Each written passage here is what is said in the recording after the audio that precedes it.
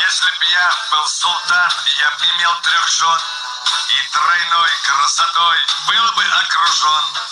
Но с другой стороны, при таких делах столько бед и забот, ах, спаси Аллах. Неплохо очень иметь 3 жены, но очень плохо с другой стороны.